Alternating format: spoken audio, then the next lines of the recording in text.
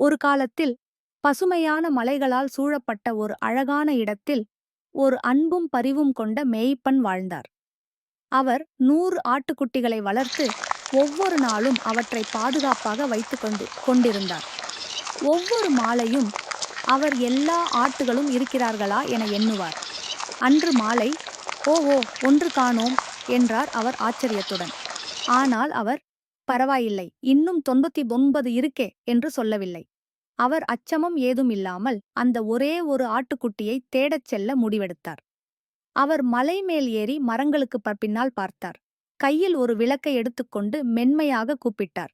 "ஆட்டுக்குட்டியே, எங்கே இருக்கிறாய்?" சில நிமிடங்களுக்குப் பின் ஒரு மென்மையான ஓசை கேட்டது. "மேய்." ஆம், அதுதான் அந்த இழந்த ஆட்டுக்குட்டி. அது தனியாக புழுந்துவிட்டது. மேய்ப்பன் அதை பார்த்தவுடன் அதை தூக்கி கட்டியணைத்து மகிழ்ச்சியுடன் வீட்டிற்கு திரும்பினார். இவை அனைத்தையும் இயேசு ஒரு கதையாகச் சொன்னார்.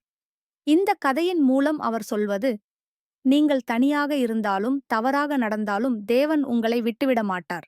அவர் உங்களை நேசித்து தேடிச் செல்வார்.